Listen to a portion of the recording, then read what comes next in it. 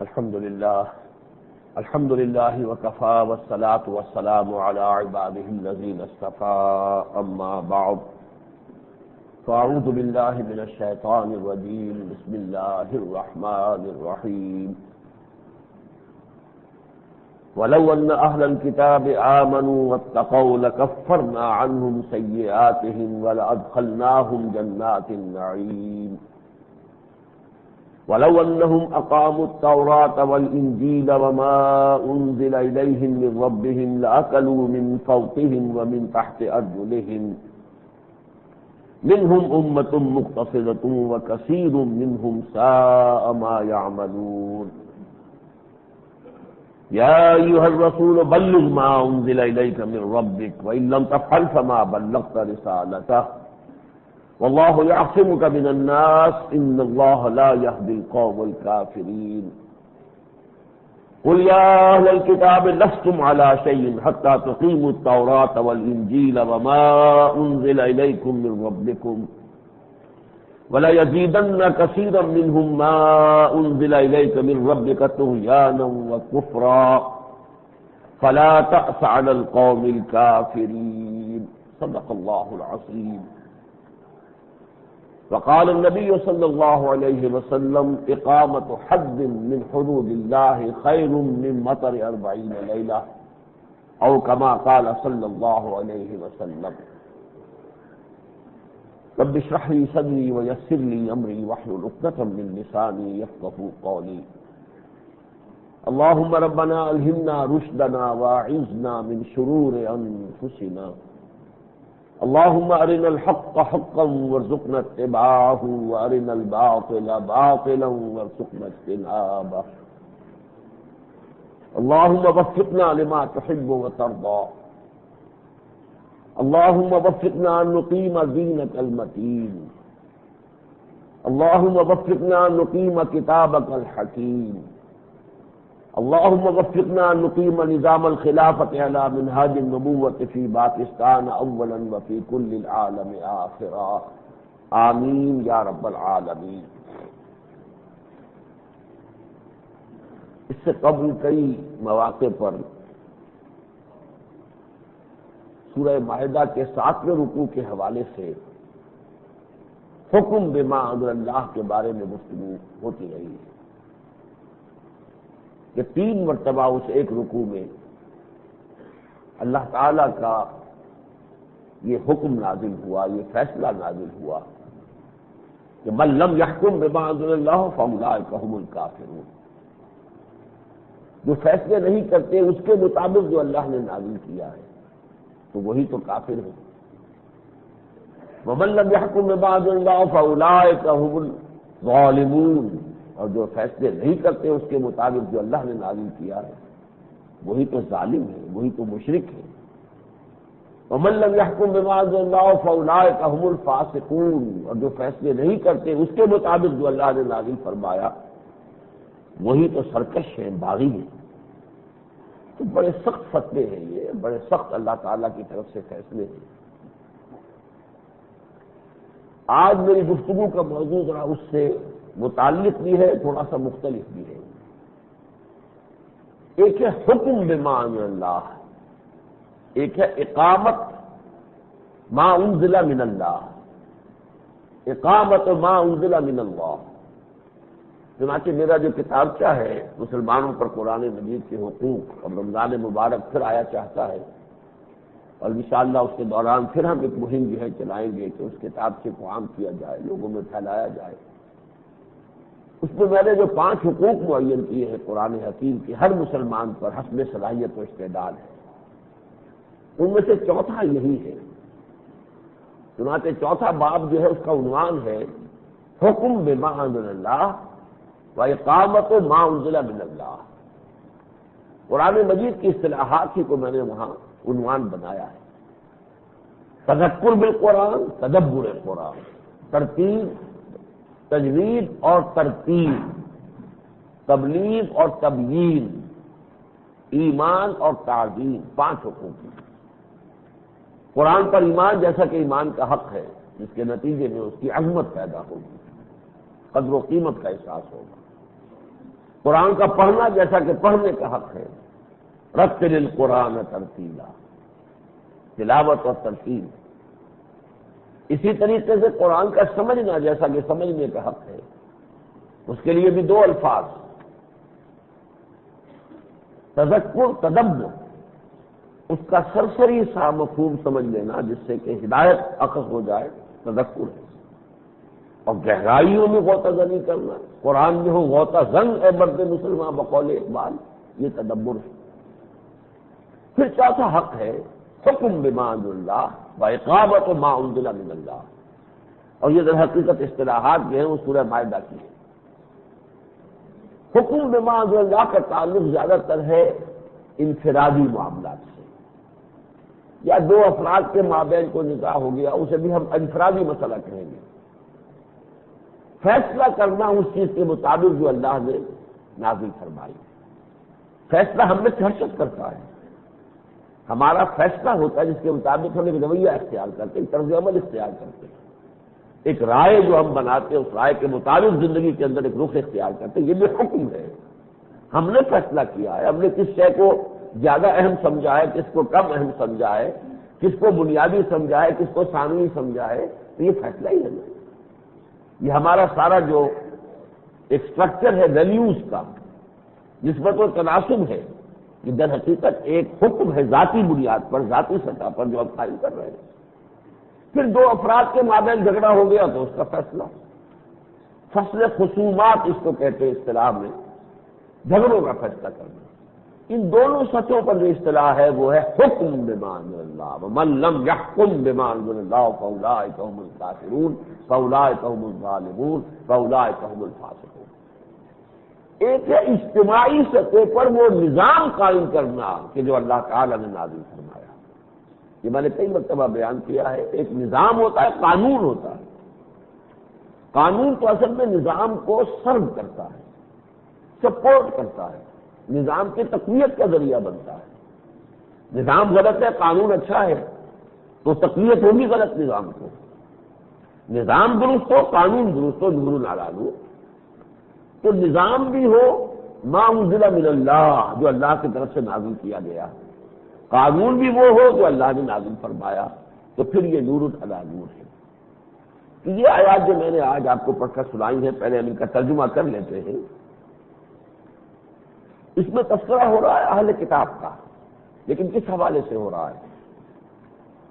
بڑا پیارا شعر ہے فارسی زبان کا، خوشتراں باشد کے سرے دل براں، گفت آیت در حدیث دیگراں۔ بعض اوقات کوئی بات میں نے آپ کو کہنی ہے، لیکن کسی وجہ سے میں کسی اور کے حوالے سے وہ بات آپ تک پہنچا دیتا ہوں۔ پہنچانی ہے نا بات، مقصود تو ابلاغ ہے۔ یہ ہمارے ہاں کولوکیل اردو کی کہاوتوں میں سے ہے کہ بیٹی نی بیٹی تجھ سے کہوں اور بہو نی بہو تو کان دھر، یعنی ساسوں کے لیے مدرز لا جو ہوتی ہیں ان کے لیے بہو کو روکنا ٹوکنا اچھا نہیں ہوتا، کہ وہ اس کو یہ کہیں یہ نہ کرو اور یوں نہ کرو، وہ اچھا نہیں ہوتا۔ تو جو بات بہو سے کہنی ہے وہ بیٹی سے مخاطب ہو کہہ دیجیے، کسی کو اعتراض نہیں ہوگا، لیکن میسج تو پہنچ گیا، بہو کو بھی پہنچ گیا کہ میری ساس جو ہے میرے خوش دامن جو ہے فلاں چیز سے راضی نہیں ہے، پسند نہیں ہے۔ یہ انداز ہے قرآن مجید کا کہ سابقہ امت مسلمہ کا آئینہ دکھاتا ہے ہمیں، اس میں تم اپنی تصویر دیکھ لو۔ اور وہ حدیث میں نے بارہا بیان کی ہے، اور ویسے تو بڑے اور بھی الفاظ میں بھی وہ حدیث آئی ہے، لیکن یہ کہ لیاتین علی امتی ما اتى علی بنی اسرائیل حزم النعل بالنعل، میری امت پر بھی وہ سارے حالات وارد ہو کر رہیں گے جو بنی اسرائیل پر ہوئے تھے، بالکل ایسے جیسے ایک جوتی دوسری جوتی سے مشابہ ہوتی ہے۔ اور دوسرے انداز میں فرمایا گیا یہ تو ہوا کہ جو حالات نازل ہوں گے، ایک یہ کہ میری امت کا بھی طرز عمل وہ ہوگا جو یہودیوں کا تھا، لَتَتَّبِعُنَّ سُنَنَ مَن قَبْلَكُمْ، تم لازماً پیروی کرو گے انہی کے راستوں کی جو تم سے پہلے تھے۔ پھر آپ نے فرمایا کہ اگر ان میں سے کوئی شخص یا کوئی گروہ کے دل میں گھسا تھا تم بھی گھسو گے، اور اگر ان میں سے کوئی شقی ایسا پیدا ہوا تھا جس نے اپنی ماں سے زنا کیا ہو تو تم میں بھی کوئی نہ کوئی شقی ایسا پیدا ہوگا۔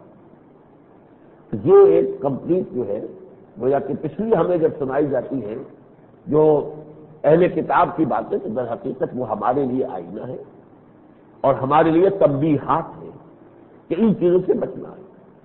تو یہاں گفتگو ہو رہی ہے اہل کتاب کے بارے میں، وَلَوْ أَنَّ أَهْلَ الْكِتَابِ آمَنُوا وَاتَّقَوْا، اگر اہل کتاب ایمان اور تقوی کی روش کو اختیار کرتے، یہ دو ہی الفاظ ہیں جو قرآن مجید میں سورہ یونس میں آئے ہیں کہ ولایت کسے کہتے ہیں؟ ولایت کسے کہتے ہیں؟ الا ان اولیاء اللہ لا خوف علیہم ولا هم یحزنون الذین آمنوا وکانوا یتقون، ایمان اور تقوی دونوں مل جائے یہی ولایت ہے۔ اور ولایت کسے کہتے ہیں؟ اولیاء اللہ کے سروں کے سین تو نہیں ہوتے، تو علیحدہ وہ نوع تو نہیں ہے، کچھ اسپیشیز تو مختلف نہیں ہے۔ ایمان ہو تقوی ہو، دل میں ایمان عمل میں تقوی، وہی اللہ کا ولی ہے۔ اللہ ولی الذین آمنوا یخرجهم من الظلمات الی النور والذین کفروا اولیاءهم الطاغوت۔ تو فرمایا اگر وہ ایمان اور تقوی کی روش پر کاربند رہتے لکفرنا عنہم سیئاتہم، تو ہم ان سے ان کی برائیوں کو دور کرتے تھے، ان کے اعمال کے، ان کے اخلاق کے جو داغ دھبے ہیں، دامن کردار پر اگر کوئی داغ تھے صاف کر دیتے، وَلَأَدْخَلْنَاهُمْ جَنَّاتِ النَّعِيمِ، اور انہیں داخل کرتے نعمتوں والے باغات میں۔ یہ تو ہے اصل انعام کے جو ایمان اور تقوی کا جو اصل انعام ہے وہ تو یہ ہے کہ اللہ تعالی ہماری برائیوں کو دور فرما دے، کوتاہیوں سے درگزر فرمائے، مغفرت اور عفو کا معاملہ کرے اور ہمیں جنت کے اندر داخل کر دے۔ اصل تو ہے جزا یہ ہے، لیکن دنیاوی بھی ایک جزا ہے جس کا ذکر اگلی آیت میں ہو رہا ہے۔ وَلَوْ أَنَّهُمْ أَقَامُوا التَّوْرَاةَ وَالْإِنْجِيلَ وَمَا أُنزِلَ إِلَيْهِمْ مِنْ رَبِّهِمْ، اور اگر وہ قائم کرتے تورات کو اور انجیل کو، جو کچھ کے نازل کیا گیا تھا ان کی طرف، ان کے رب کی طرف سے۔ اب یہ ہے وہ اقامت التورات، اقامت الانجیل، اقامت ما انزل الیہم من ربہم۔ تورات بھی ہم جانتے ہیں جو حضرت موسیٰ کو دی گئی، انجیل بھی ہم جانتے ہیں جو حضرت عیسیٰ کو دی گئی۔ وما انزل الیہم من ربہم، اب اس سے مراد کیا ہے؟ ہمارے بعض مفسرین نے اس سے مراد قرآن لیا ہے، لیکن مجھے ان سے اختلاف ہے۔ یہ اہل کتاب کا تذکرہ ہے، اس میں قرآن مجید کے اوپر ایمان کا کوئی ہے ہی نہیں۔ اگر ایمان لے آئے تو یا ایھا الذین آمنوا میں شامل ہو گئے، پھر وہ علیحدہ ایک ان کی جو ہے شخصیت نہیں نہیں۔ اس سے مراد وہ ہے کہ جو اور انبیاء پر بھی تو صحیفے نازل ہوئے ہیں نا۔ قرآن مجید میں سورہ بقرہ میں بھی ہے کہ ہم نے وحی کی ہے الاسباط، جو ان کی اولاد کے اندر جو لوگ تھے، اب ان کے تمام صحیفے جو ہے وہ بائبل کے اندر اولڈ ٹیسٹمنٹ میں کچھ ہے محفوظ، لیکن یہ کہ تورات کے تو علاوہ ہے جو بھی دانیال نبی پر یا حزقیل نبی پر یا اور جو مختلف انبیاء ہیں ان پر جو چیزیں جو وہی نازل ہوتی رہی ہے، یہ گویا کہ اس کی طرف اشارہ ہے۔ ویسے تو ایک بڑی کتاب کی حیثیت سے تورات اور بڑی کتاب کی حیثیت سے انجیل، لیکن اس کے علاوہ بھی تورات اور انجیل کے مابین جتنے انبیاء ہوئے ہیں، اور یہ میں آپ کو بتا چکا ہوں کئی بار صحیح بخاری کی ایک روایت کے حوالے سے، کہ ان 1400 سالوں کے دوران کوئی وقت ایسا نہیں گزرا کہ کوئی نہ کوئی نبی موجود نہ ہو بنی اسرائیل میں۔ کانت بنو اسرائیل تسوسهم الانبیاء کلما ہلک نبی خلفہ نبی، جیسے ہی کسی نبی کا انتقال ہوتا تھا وہ دوسرا نبی اس کا جانشین ہو جاتا تھا مسلسل، جیسے حضرت داؤد کے بعد حضرت سلیمان، وہ گیپ ہے ہی نہیں۔ تو ان پر جو وحی آتی رہی، تو فرمایا اگر وہ قائم کرتے تورات کو اور انجیل کو اور جو کچھ کے نازل کیا گیا ان کی طرف ان کے رب کی جانب سے، لَأَكَلُوا مِنْ فَوْقِهِمْ وَمِنْ تَحْتِ أَرْجُلِهِمْ، تو وہ کھاتے اپنے سروں کے اوپر سے بھی، یعنی آسمان جو ہے وہ اپنی ساری برکات نازل فرماتا، وَمِنْ تَحْتِ أَرْجُلِهِمْ، اور زمین بھی اپنی ساری برکات نکال کر باہر ان کے قدموں میں ڈال دیتی۔ یہ دنیا میں ہوتا ہے کہ اگر آپ دین کو قائم کریں، اگر آپ اللہ کا نظام قائم کریں، جو ان کے لیے تورات اور انجیل وما انزل الیہم من ربہم تھا، ہمارے لیے وہ کیا ہوگا؟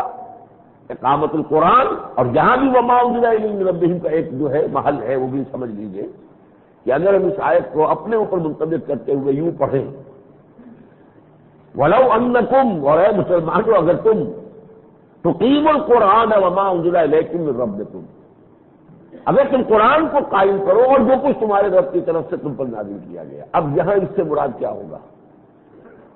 وہ میرے نزدیک وہ وحی خفی ہے جو محمد رسول اللہ پر نازل ہوئی۔ قرآن تو وحی جلی ہے، وہ تو لفظ اس کا ایک شوشہ جو ہے محفوظ ہے، لیکن ایک وحی خفی ہوتی رہی ہے۔ اوتیت القرآن ومثلہ معہ، حضور نے فرمایا مجھے قرآن بھی دیا گیا، اس جیسی ہی اور شے بھی دی گئی اس کے ساتھ۔ اس ایسی اور شے کیا ہے؟ وہ جو حضور کو وقتاً فوقتاً وحی ہوتی رہتی تھی، جس کو وحی خفی کہتے ہیں۔ تو سنت رسول صلی اللہ علیہ وسلم وحی خفی ہے، ما انزل الیہم من ربہم، گویا کہ ایک تو ہو گیا وحی جلی، وہ تو قرآن مجید ہے، ایک وحی خفی ہے جس کا مظہر سنت ہے۔ یہی وجہ ہے، اللہ کا شکر ہے کہ ہمارے ہاں جو بھی کوتاہیاں ہوئی ہیں، غلطیاں ہوئی ہیں، کمیاں رہی ہیں، لیکن یہ کہ ایک بات ہمارے ہاں بہت اچھی رہی ہے شروع ہی سے، قرآن کے ساتھ سنت کا لفظ ہمیشہ ایڈ کیا گیا۔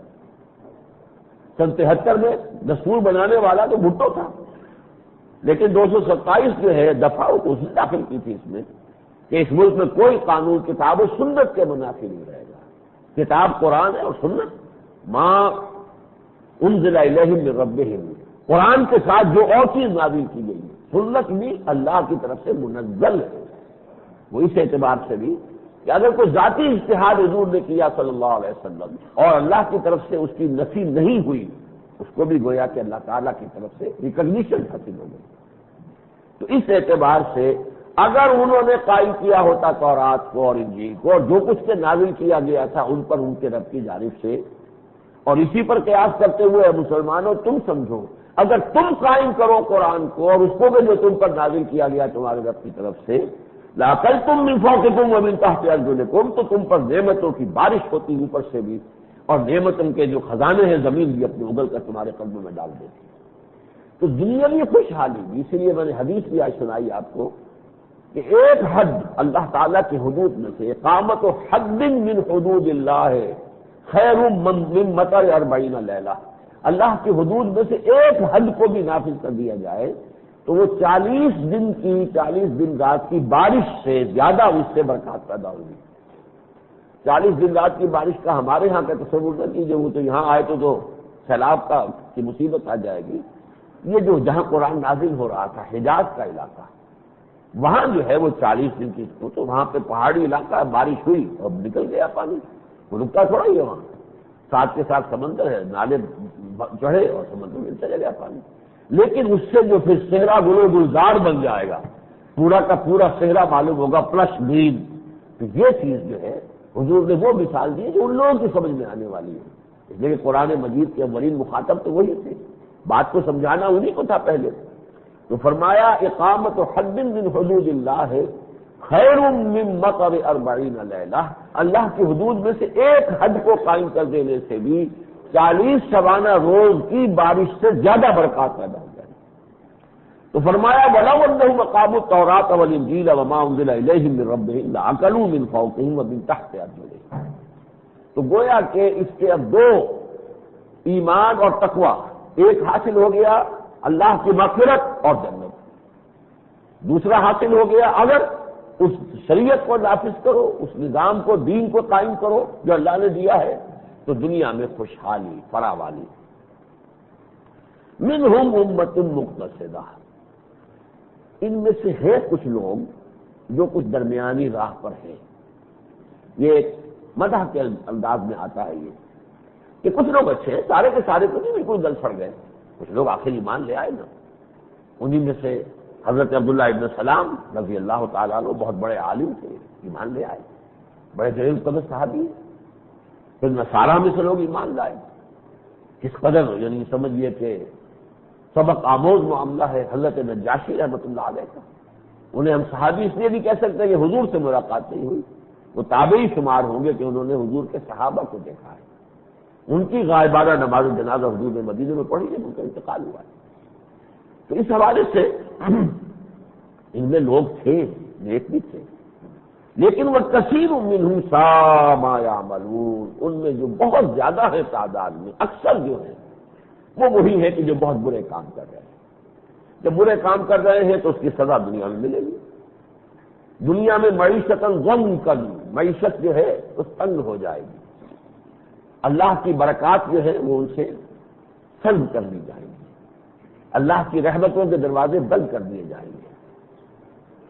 یا ایھا الرسول بلغ ما انزل الیک من ربک وان لم تفعل فما بلغت رسالتہ، اے رسول صلی اللہ علیہ وسلم پہنچا دو جو کچھ کے نازل کیا گیا ہے آپ کی طرف، آپ کے رب کی طرف سے، اب میں وضاحت کر چکا ہوں، آپ کی طرف سے آپ پر جو کچھ نازل کیا گیا اللہ کی طرف سے وہ وحی جلی بھی ہے قرآن، وحی خفی بھی ہے سنت. یہ دونوں چیزیں ہمارے لیے واجب الاتباع اور واجب الاطاعت ہیں. لیکن یہاں بڑا تحدیدی انداز ہے. لیکن یہ بھی سمجھ لیجئے کہ اگرچہ خطاب حضور سے ہو رہا ہے سخت انداز میں، لیکن سختی کا رخ حضور کی طرف نہیں ہے. وہ بات وہی ہے کہ بیٹی ہوئی بیٹی تجھ سے کہوں اور بہو ہوئی بہو کیوں کاندھا. یہ دھمکی کا انداز ہے ان اہل کتاب کے لیے جو حضور پر ایمان نہیں لا رہے. وَإِن لَّمْ تَفْعَلْ فَمَا بَلَّغْتَ رِسَالَتَهُ، اے نبی اگر آپ نے اس میں کوتاہی کی اور ہمارے اس پیغام کو نہ پہنچایا تو پھر رسالت کا حق ادا نہیں ہوگا. یعنی نبی اگر رسالت کا حق ادا کر دے، پیغام پہنچا دے، وہ بری ذمہ. اب ساری ذمہ داری ان کی ہو گئی کہ جن تک وہ پیغام پہنچا دیا گیا. واللہ یعصمک من الناس، اور آپ ان کی سازشوں وغیرہ سے زیادہ پریشان نہ ہوں، تشویش میں نہ آئے. اللہ آپ کی حفاظت کرے گا لوگوں سے. اللہ تعالیٰ کی جیسے ضمانت ہے واللہ یعصمک من الناس ان اللہ لا یہدی القوم الکافرین، اور اللہ تعالیٰ یقیناً ہدایت نہیں دیتا ہے ناشکرے لوگوں کو یا جو کفر پر اڑ گئے ہوں ان کو. اس کے بعد پھر وہ مضمون دوسرا ایک اور انداز میں آیا، قل یا اہل الکتاب لستم علی شیء حتی تقیموا التوراۃ والانجیل وما انزل الیکم من ربکم. اے نبی کہہ دیجئے، ڈٹ کے نچوڑ کہہ دیجئے. اصل میں وہ جو یہود اور نصارہ تھے وہ کہتے تھے کہ ہماری بھی کچھ حیثیت تسلیم کی جانی چاہیے. آخر ہم نے آپ کو نہیں مانا، موسیٰ کو تو مانا ہے نا، قرآن کو نہیں مانا، تورات کو تو مانا ہے نا. اور آپ مان رہے ہیں کہ موسیٰ بھی اللہ کے رسول تھے، تورات بھی اللہ کی کتاب تھی.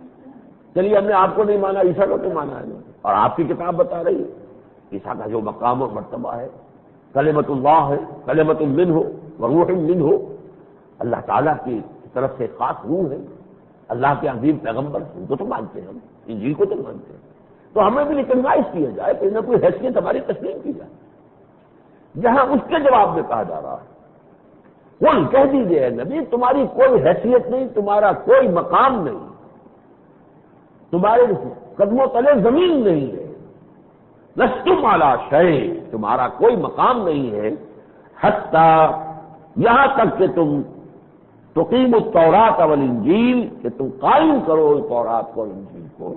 وما انزل الیکم من ربکم، اور جو کچھ کے نازل کیا گیا ہے تمہاری جانب تمہارے رب کی طرف سے.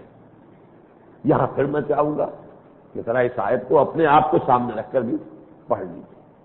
قل یا اہل القرآن، اور یہ میں اس کی ایک گواہی دے چکا ہوں اسی کتابچے میں مسلمانوں پر قرآن مجید کے حقوق کے اختتام پر میں نے یہ حدیث نقل کی کہ حضور نے مسلمانوں سے خطاب فرمایا یا اہل القرآن، اے قرآن والو، لا تتوسدوا القرآن، قرآن کو تکیہ نہ بنا لینا.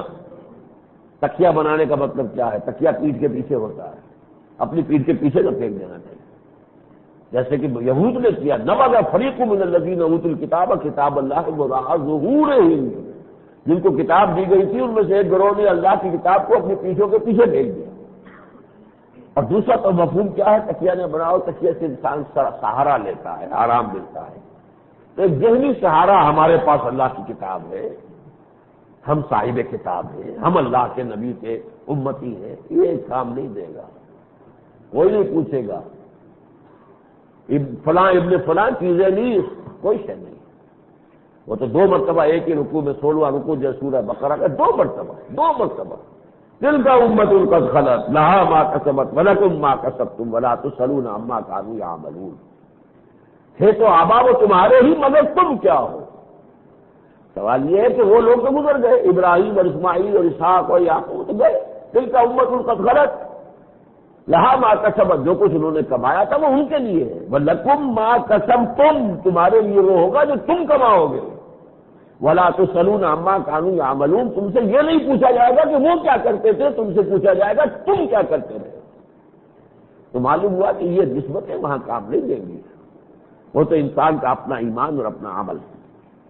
تو فرمایا لستم علی شیء حتی تقیموا. اب یہاں پر میں نے جیسا کہ عرض کیا حضور نے فرمایا یا اہل القرآن لا تتوسدوا القرآن واتلوه حق تلاوتہ فی آناء اللیل والنہار. اس کی تلاوت کیا کرو جیسے کہ اس کی تلاوت کا حق ہے رات کے اوقات میں بھی، دن کے اوقات میں بھی. وافشوہ، اسے عام کرو، پھیلاؤ. جیسے کہ حضرت مسیح نے کہا تھا چراغ کو روشن کر کے نیچے نہیں رکھتے، اوپر رکھتے ہیں تاکہ روشنی پھیلے۔ یہ قرآن اس لیے نہیں آیا کہ جس دانوں میں بند کر کے رکھ دو، یہ قرآن تو اس لیے آیا ہے کہ یہ کتاب ہو، کھلی کتاب ہو، اوپن بک، پوری دنیا کے اندر اس کے نور کو عام کر دو، وفشو ہو وتغنوا ہو، اور اپنے آپ کو ولی محسوس کرو اس قرآن کی بنیاد پر کہ یہ سب سے بڑی دولت ہے جو اللہ نے ہمیں عطا کی ہے۔ ایک حدیث جو حضرت ابوبکر سے مروی ہے، اس کے صحیح الفاظ تو مجھے یاد نہیں ہے اس وقت، کہ جس شخص کو اللہ نے قرآن جیسی کتاب دی ہے پھر بھی وہ یہ سمجھے کہ کسی اور شخص پر اللہ کا زیادہ بڑا فضل ہوا ہے، اس نے قرآن کی قدر نہیں کی۔ اللہ نے اس کو تو بڑا محل دے رکھا ہے، میری تو کٹیا ہے، اس پر بڑا فضل ہے، جبکہ قرآن اللہ نے اسے دے رکھا ہے جو تمام دولتوں سے ہوا خیر مما یجمعون، یہ کہیں بہتر ہے ان تمام چیزوں سے جو یہ جمع کر رہے ہیں، تمام اساس دنیاوی جو ہے اس سے کہیں زیادہ قیمتی شے قرآن ہے۔ تو دستور وہ جو فرمایا کہ یا القرآن لا تتوسل القرآن واتلوه حق تلاوته فی آناء اللیل والنہار وافشوه وتغنوه وتدبروا فیہ لعلکم تفلحون، اور تدبر کرو، غور و فکر کرو، غور تزلی کرو۔ اس کے جو اصل موتی ہے حکمت کے وہ اس کی تہ میں ہے، اس کی ہدایت جو ہے وہ اس کے سرفیس پر ہے، سطح پر ہے۔ جیسے اگر کہیں سمندر میں کوئی تیل بردار جہاز جو ہوتا ہے وہ لیک کر جائے یا وہ کچھ اور خرابی ہو جائے تو سطح سمندر پر تیل کی ایک تہ آ جاتی ہے، تیل نیچے جائے گا نہیں، سطح سمندر کے اوپر پھیلا ہوا ہے۔ بالکل اسی طرح قرآن مجید کی ہدایت جو ہے ہدی للناس، وہ قرآن کی سطح پر ہے۔ قرآن سے ہدایت اخذ کرنے کے لیے کوئی معتزلی کی ضرورت نہیں ہے، صرف یہ کافی ہے قرآن کی تلاوت کرو، لیکن عربی زبان کو سے اتنے واقف ہو کہ براہ راست قرآن کا مفہوم آپ کے دل پر اترتا چلا جائے۔ اگر درمیان میں انٹرپریٹر آ گیا، مترجم آ گیا، ترجمہ آ گیا، تفسیر آ گئی، تو وہ جو قرآن کی انسپریشن ہے، قرآن کی موٹیویشن ہے، قرآن جو اندر سے آپ کو متحرک کرتا ہے، جو آپ کی روح کے اندر وہ جب ایک تلاطم پیدا کرتا ہے، جو اقبال نے کہا ہے کہ تیری بحر کی موجوں میں اضطراب نہیں، خدا تو یہ کسی طوفان سے آشنا کر دے، اندر ایک طوفان آتا ہے، وہ طوفان نہیں آئے گا، وہ تو یہ کچھ معلومات تو اخذ ہو جائیں گی کہ یہ اس فلاں نے یہ کہا ہے، راضی نے یہ کہا ہے، اور کشاف نے یہ کہا ہے، فلاں نے یہ کہا ہے، اور فلاں روایت میں یہ معلومات تو آ جائیں گی، لیکن وہ جو قرآن مجید اندر آپ کی فطرت کے تاروں کو چھیڑتا ہے، آپ کے اندر ایک عزم پیدا کرتا ہے، وہ نہیں۔ تو جہاں تک تذکر میں قرآن کا تعلق ہے، صرف اتنی عربی شرط ہے کہ قرآن براہ راست آپ کے دل پر اترتا چلا جائے، کسی ترجمے کی جو ہے اس میں کوئی اس کا بیریئر نہ ہو۔ تدبر قرآن جو اس کے موتی ہیں وہ تو تہ میں ہیں، موتیوں کے لیے تو یغوث البحر من طلب اللعالی، حضرت علی کے اشعار میں نے بہت دفعہ آپ کو سنائے ہیں۔ سمندروں میں موتے لگاتے ہیں، تہ کر جاتے ہیں وہ لوگ کہ جو موتی تلاش کرنا چاہتے ہیں، یغوث البحر، غواصی کرتے ہیں، من طلب اللعالی کہ جو موتیوں کے خواہاں ہوتے ہیں، ومن طلب العلا سحر اللیالی جو کوئی بلند مقام دنیا میں حاصل کرنا چاہتے ہیں وہ راتوں کو جاگ کر محنت کرتے ہیں، ومن طلب العلا من غیر قد اضاع العمر فی طلب المحال، اور جو بغیر محنت اور مشقت کے اونچا مقام حاصل کرنا چاہے وہ اپنی زندگی ضائع کر بیٹھتے ہیں، کچھ نہیں ملتا۔ تو یہاں پر اس آیت کو اس حصے سے بھی اب پڑھیے کہ یا القرآن لستم علی شیء حتی تقیموا القرآن وما انزل الیکم من ربکم، اے قرآن والو تمہاری کوئی حیثیت نہیں، میں جو کہتا رہا ہوں تمہارا منہ نہیں ہے کہ ہم سے خطاب کرو، ہم سے دعا کرو، کس منہ سے دعا مانگ رہے ہو؟ یہی وجہ ہے نا ہماری دعائیں جو ہے وہ ہمارے منہ پر دے ماری جاتی ہیں۔ سن 71 کو یاد کیجئے کتنی دعائیں مانگی گئی، قنوت نازلہ فجر کی نماز میں رو رو کر، اور حرمین میں مانگی گئی دعائیں رو رو کر، چلا چلا کر لوگوں نے دعائیں کی ہیں، اللہ نے کوئی دعا نہیں سنی، منہ پر دے ماری۔ تم نے کہیں قرآن قائم کیا ہے تو بھائی کوئی حیثیت ہی نہیں، you have no face to talk to us, to address us, رب تمہارا شاید حتی تقیم القرآن وما انزل الیکم من ربکم، اور یہاں جیسا کہ میں نے عرض کیا وما انزل الیکم من ربکم سے مراد کیا ہوگا؟ سنت، قرآن اور سنت۔ جب تک تم قرآن اور سنت کو نازل نہیں کرتے، وہ جو بات ایک نقطہ میں بیان کر رہا تھا کہ اللہ کا بڑا فضل ہے، ہمارے قریب میں طالبان وہ شریعت نافذ کر رہے ہیں، لیکن وہ شریعت سے فقہ حنفی ہے. اس سے اگلا ملک ہے ایران، وہ شریعت نافذ کی ہے، وہ فقہ جعفری ہے. فقہ جو ہے یہ بعد کی پیداوار ہے، کتاب و سنت ہے اصل شے. لیکن یہ کہ ہم ان کی نفی نہیں کرتے. یقیناً امام ابو حنیفہ، امام مالک، امام شافعی، انہوں نے جو محنتیں کی ہیں، غواصی کی ہے، احادیث کو چھانا ہے، پھٹکا ہے، پھر احکام نکالے ہیں، پھر قیاس کیا ہے، پھر اجتہاد کیا ہے، اپنی اپنی جگہ وہ ہمارے لیے ایک تراث علمی ہے، ہمارا ہیریٹاج ہے، کامن ہیریٹاج ہے. ہم کیا امام شافعی کی جو تحقیقات ہیں ان کو اٹھا کر پھینک دیں گے کہ کوئی قدر و قیمت نہیں تھی؟ نعوذ باللہ من ذالک. کیا امام مالک کے آراء کو اٹھا کر دے پائیں گے؟ نہیں. امام دار الہجرت، امام مدینہ. اس حوالے سے یہ جو وسعت ہے یہ پاکستان میں آ رہی ہے کہ 227 بھی اگر بھٹو کے زمانے میں تھے تو کتاب و سنت الفاظ اسی کے آئے اور ہمیشہ سے اسی کے آئے ہیں. اور اب بھی جو سپریم لا کے لیے جو بھی ترمیم اب اسمبلی کے اندر، نیشنل اسمبلی میں تو منظور ہو چکی ہے، تو سپریم لا کتاب و سنت ہے، قرآن اور سنت. یا القرآن لستم علی شیء حتی تقیموا القرآن وما انزل الیکم من ربکم قل یا اہل الکتاب لستم علی شیء حتی تقیموا التوراۃ والانجیل وما انزل الیکم من ربکم ولیزیدن کثیرا منهم ما انزل الیک من ربک طغیانا وکفرا. اور اے نبی آپ ذہناً اس کے لیے تیار رہیے.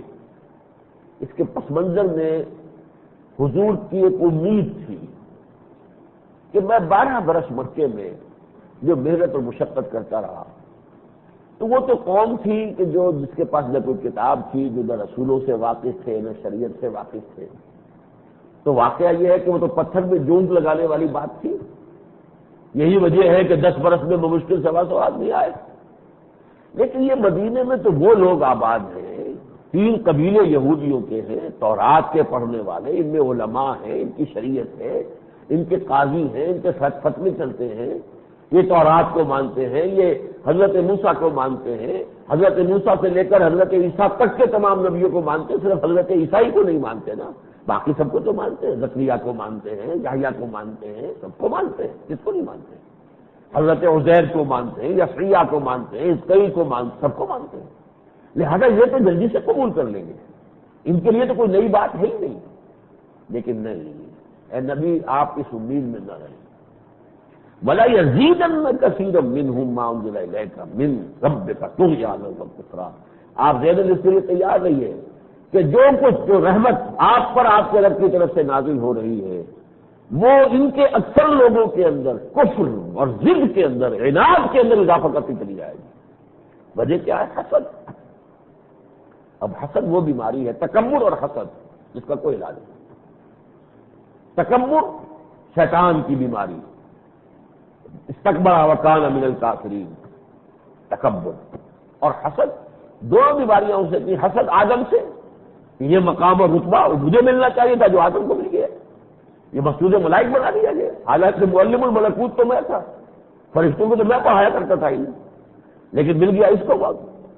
یہی تکبر جو تھا ابو جہل کے راستے میں آیا، یہی تکبر علماء یہود کے ہاتھ کے راستے میں آیا، تکبر اور حسد. لہذا جو بھی حق نازل ہو رہا ہے اس سے آپ یہ امید نہ رکھیے کہ ان کے دل کی گرہیں کھل جائیں گی.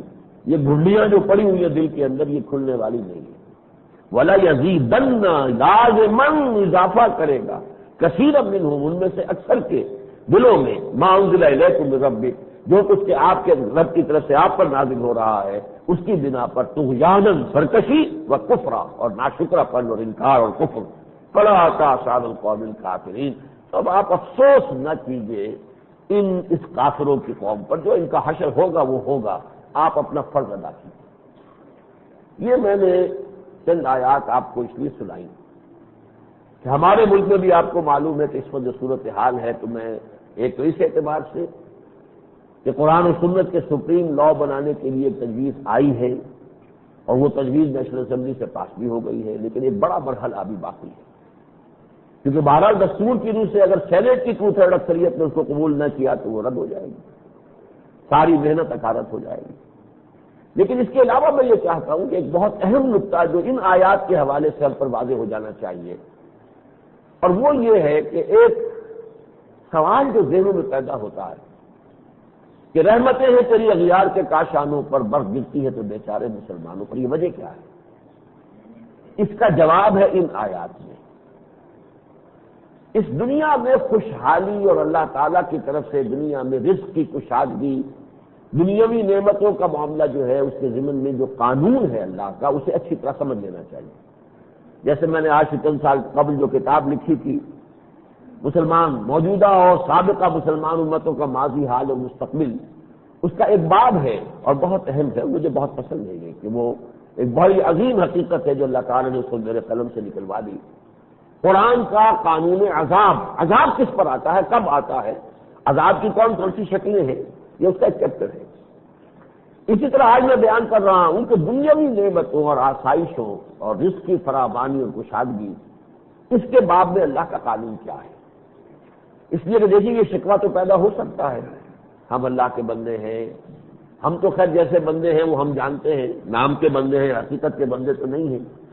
لیکن فرق یہ صحابہ کرام سوچتے ہم اللہ پر ایمان رکھتے ہیں، اللہ کے رسول پر ایمان رکھتے ہیں، ہم دین کے لیے قربانیاں دے رہے ہیں.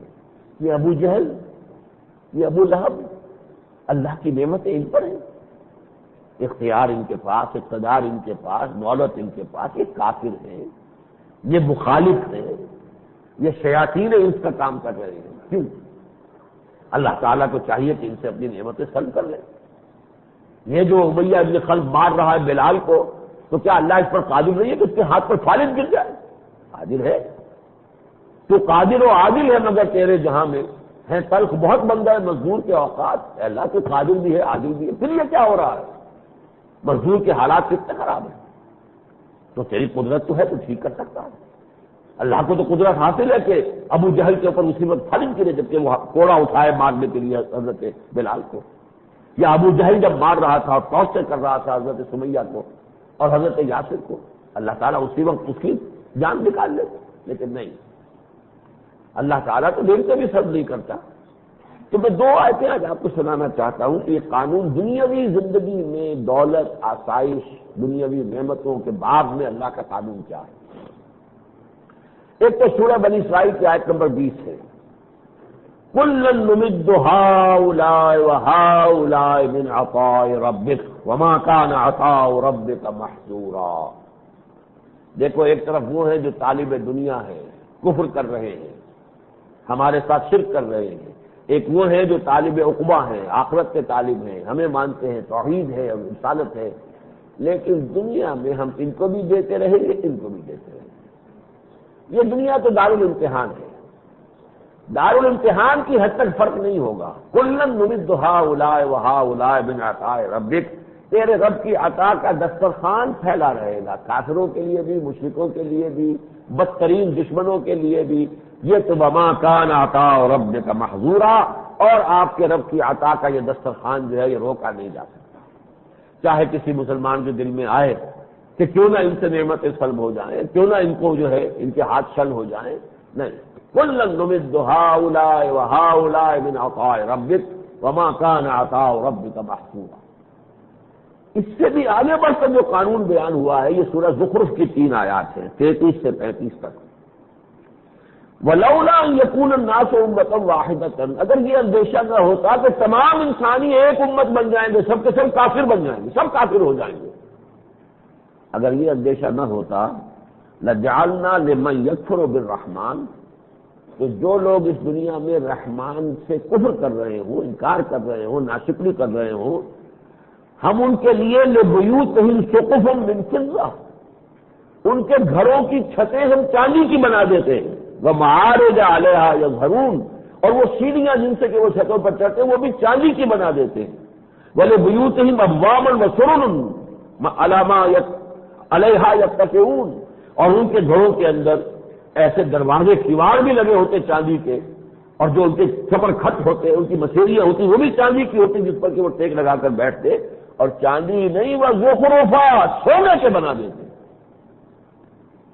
وَإِن كُلُّ ذَلِكَ لَمَّا مَتَاعُ الْحَيَاةِ الدُّنْيَا. لیکن جان لو یہ سب کچھ بھی سوائے دنیا کی زندگی کے ساز و سامان کے کچھ نہیں ہے.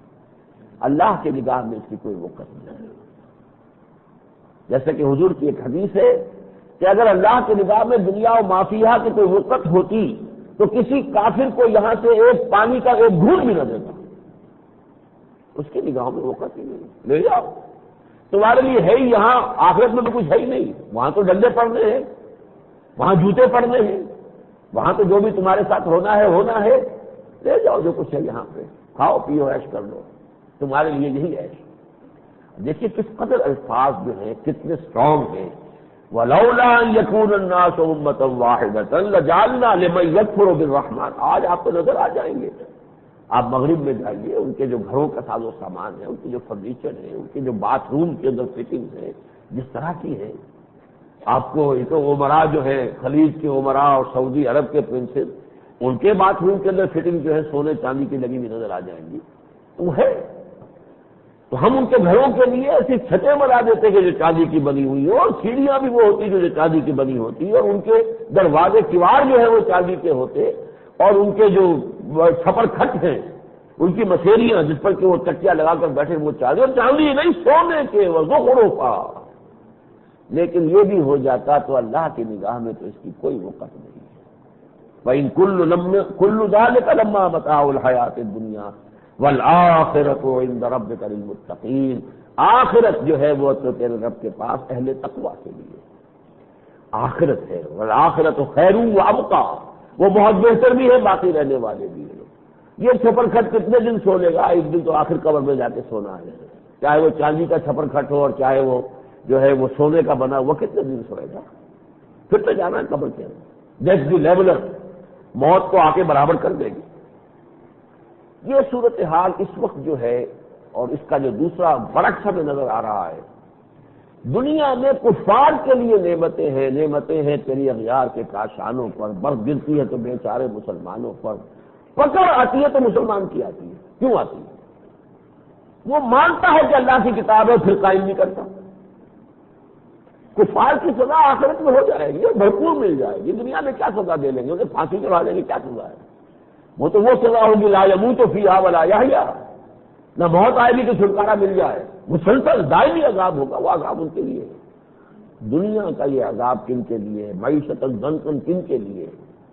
کہ جو دعوے دار ہو اللہ پر ایمان کے، اور پھر جو ہے وہ اللہ کی کتاب کو قائم نہ کریں، اللہ کے نظام کو قائم نہ کریں، اللہ کی اتاری ہوئی شریعت کے مطابق فیصلے نہ کریں. چنانچہ آج دیکھ لیجئے، نوٹ کر لیجئے، یہ عرب ممالک جو تیل کی دولت سے مالا مال ہے، آج ان کی معیشت زنکن ہو چکی ہے، تنگ ہو چکی ہے. خون چوس لیا ہے امریکہ نے ان کا.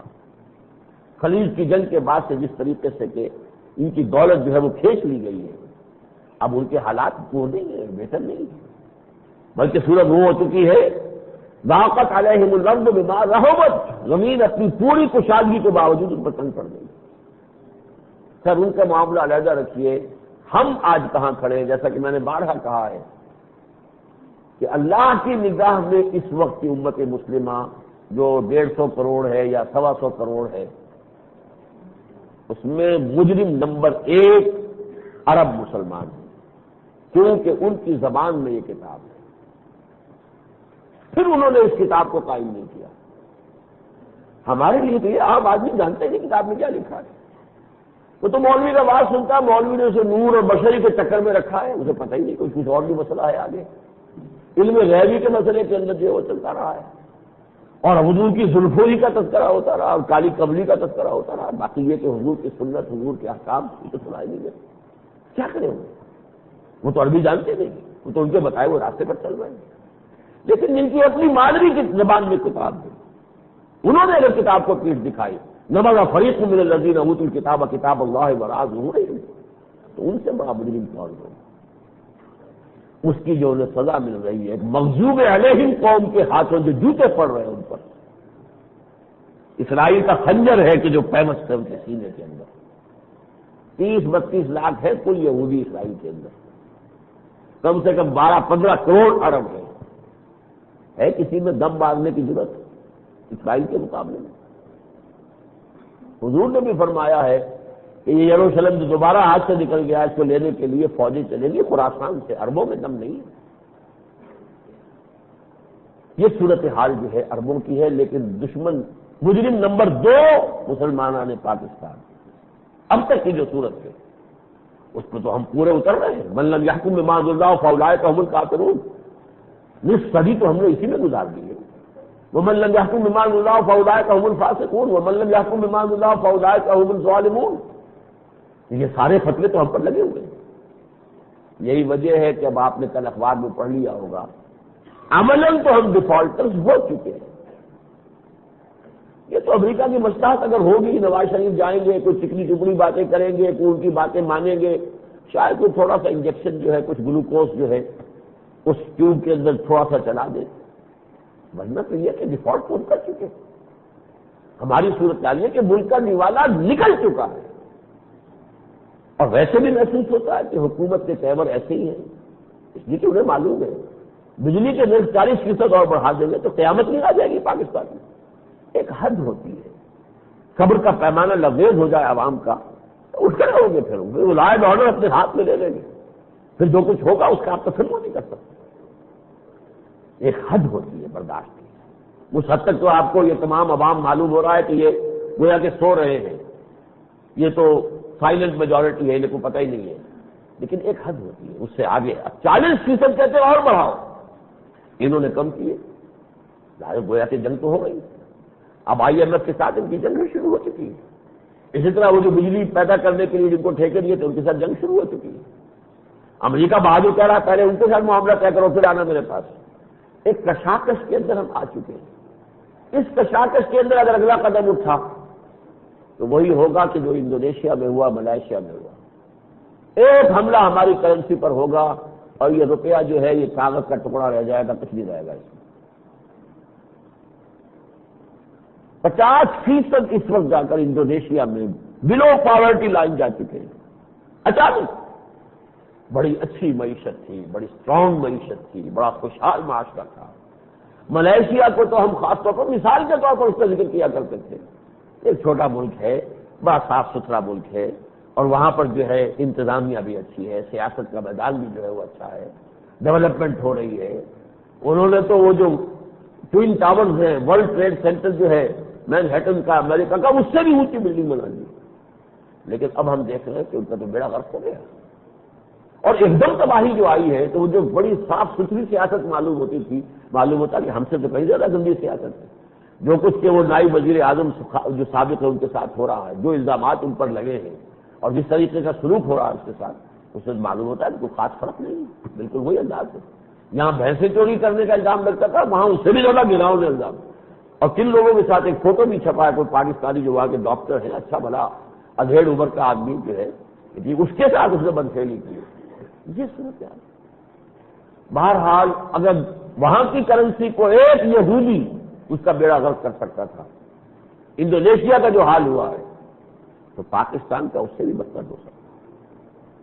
اور اگر ہو گیا تو جیسا کہ میں نے عرض کیا تھا اس کے بعد تو یہ دوسری بات ہے کہ امریکہ کی اپنی کوئی مصلحتیں ہوں اور نواز شریف صاحب جا کر کوئی ان کے ساتھ پیچ اپ کر لیں، کچھ چیزیں مانیں، کچھ ہمیں لیس آف ایگزسٹنس تھوڑی سی وار دے دیں کہ چلو ابھی اور مہلت تمہیں دے رہے ہیں. لیکن اگر یہ شکل نہ ہوئی تو جو نتیجہ نکلے گا وہ تو یہ کہ انارکی ہوگی، خون خرابہ ہوگا، قتل و غارت، لوٹ مار، اس کا بازار گرم ہوگا. اس کا حل کیا ہے؟ حل وہی ہے جو ان آیات میں آیا، وَلَوْ أَنَّهُمْ أَقَامُوا التَّوْرَاةَ وَالْإِنجِيلَ وَمَا أُنزِلَ إِلَيْهِم مِّن رَّبِّهِمْ وَلَوْ أَنَّكُمْ أَقَمْتُمْ الْقُرْآنَ وَمَا أُنزِلَ إِلَيْكُم مِّن رَّبِّكُمْ. اگر تم قائم کرو قرآن کو اور جو کچھ نازل کیا گیا ہے تمہاری طرف اللہ کی طرف سے، اللہ کی جانب سے، یعنی قرآن اور سنت، اگر اس کو نازل کر، اس کو نافذ کرو، اس کو بالفعل نافذ کرو. یہ نہیں کہ دستور میں لکھ کر اور پھر سو جاؤ، یہ سور پھونک کے تم سو گئے کہاں آخر، یہ نہیں. بلکہ اگر یہ پاس ہو جائے، اللہ کرے کہ ہو جائے، لیکن یہ کہ پھر اس کی تنفیذ کا مرحلہ آئے گا. اس ترمیم سے تو صرف ایک کام ہو رہا ہے. اگر ہو گیا، اللہ کرے کہ ہو جائے، میں پھر کہہ رہا ہوں وہ صرف ایک کام ہے کہ جو دستور میں چور دروازے تھے وہ بند ہو گئے.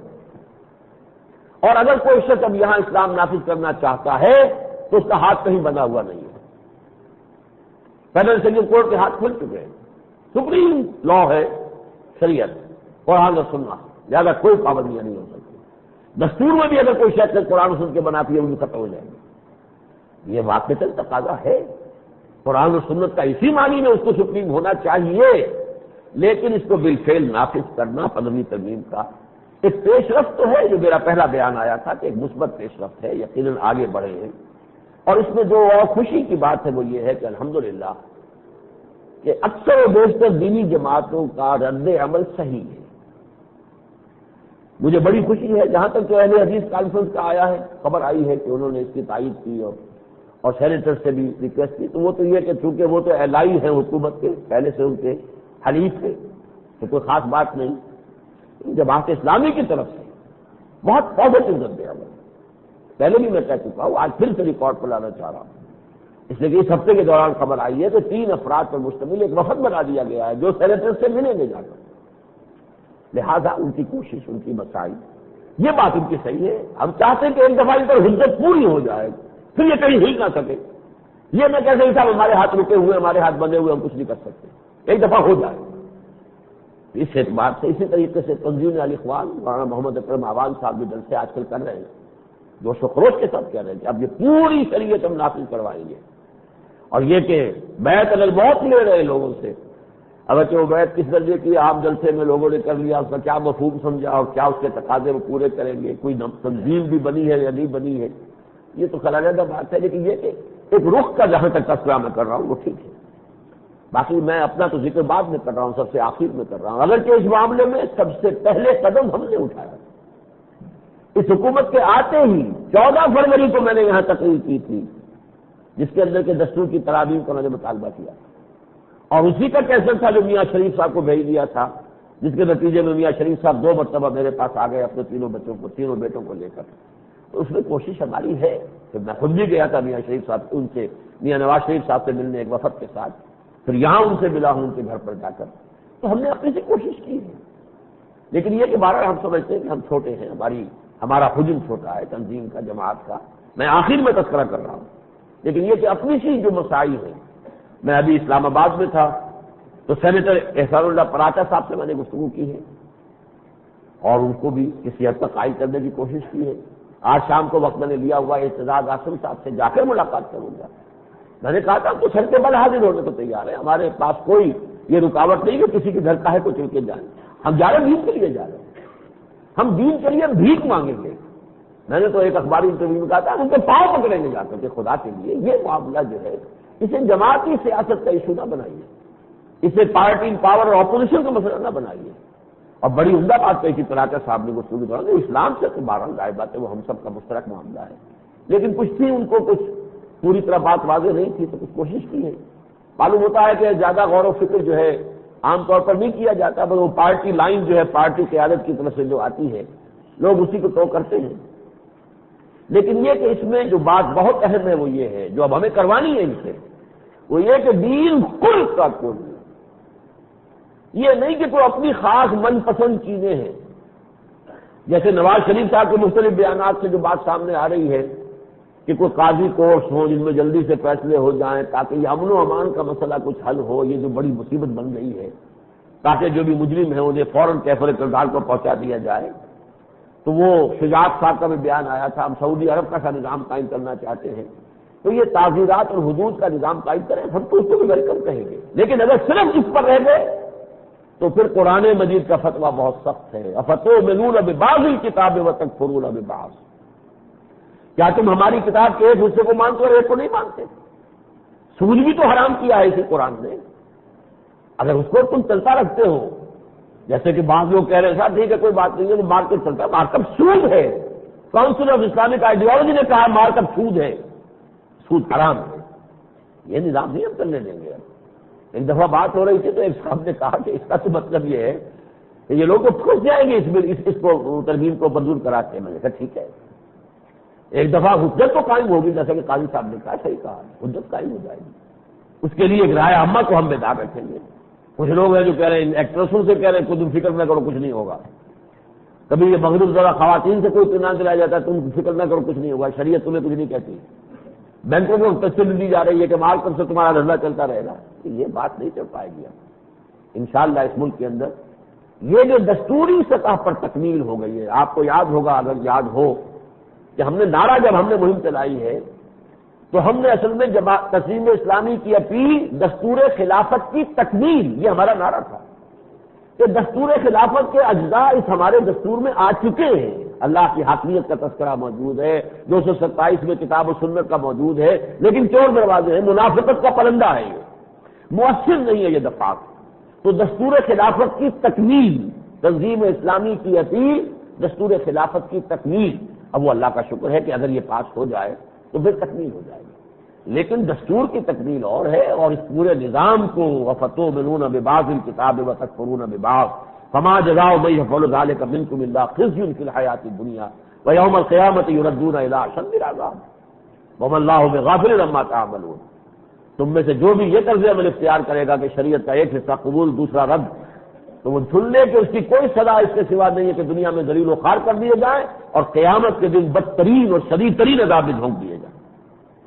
جہاں تک امن و امان کا مسئلہ ہے، ہم بھی سمجھتے ہیں کہ بہت اہم ہے، اور جس کی قریب ترین صورت جو اب آ چکی ہے، حکیم سعید صاحب کا قتل، وہ نہ کسی مذہبی کنٹروورسی میں تھے نہ کسی پولیٹیکل کنٹروورسی میں، ایک نان کنٹروورشیل شخصیت، علم کی اور خدمت کے اندر لگا ہوا ہے، وہ دانشوروں کو جمع کرتا ہے، کوئی ہمدرد شورا ہو رہی ہے، کوئی بچوں کے ساتھ ہے، نونہالوں کے اجلاس ہو رہے ہیں، خالص تعمیری کام، اس کا حال یہ ہوا۔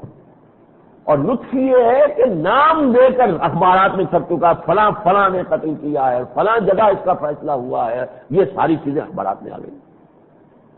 تو جیسے کہ کل ابھی میرے پاس شام کو آئے تھے، کل شام جنرل امتیاز صاحب ہمارے یہاں کے ایک اہم شخص تھے جو بھٹو صاحب کے ساتھیوں میں سے تھے، پھر سیلف ایگزائل میں وہ چلے گئے تھے، پھر آئے تھے تھوڑی دیر کے لیے، بے نظیر کی حکومت میں بھی رہے تھے، پھر ان سے بھی کچھ بددل سے ہو کے چلے گئے تھے۔ کل آئے تھے ملاقات کو، امن و امان کا مسئلہ تو اتنی دیر میں ٹھیک ہو سکتا ہے بشرطے کہ آپ آئی جی سے یہ کہہ دیں، اور آئی جی پھر اپنے نیچے والوں کہہ دیں کہ کوئی سیاسی مصلحت راستے میں نہیں آئے گی، جو مجرم ہے پکڑ لو، مسئلہ حل ہو جائے۔ لیکن اگر سیاسی مصلحتیں آ جاتی ہیں، وہ نہ ناراض ہو جائے، یہ نہ ناراض ہو جائے، اس کو وہ چھوڑ جائے گا تو پھر ہماری وزارت ٹوٹ جائے گی، یہ چھوڑ جائیں گے تو یہ ہو جائے گا، یہ مصلحتیں ہیں جو اصل سبب ہے۔ ان مصلحتوں سے بالا تر ہو کر تو امن و امان کا معاملہ تو ایسا نہیں ہے کہ کوئی بڑا مشکل ہو۔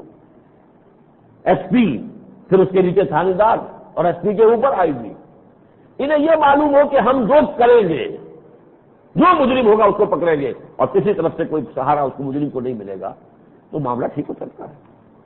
بہرحال اسی طریقے سے مولانا عبداللہ صاحب کا انتقال، بہت ہی علمی شخصیت تھے، بڑے ملنسار آدمی تھے، متواضع مزاج کے حامل تھے۔ ایک مرتبہ انہوں نے مجھے بھی خصوصی طور پر دعوت دی تھی، میرا کئی درس سن رہے تھے، مسجد شہداء میں ہو رہا تھا، گزر رہے تھے، سن کے درس سنا، پسند آیا، مجھے دعوت دی تو میں نے ان کے مسجد میں جا کر درس دیا تھا، لیکن ان کو قتل کر دیا۔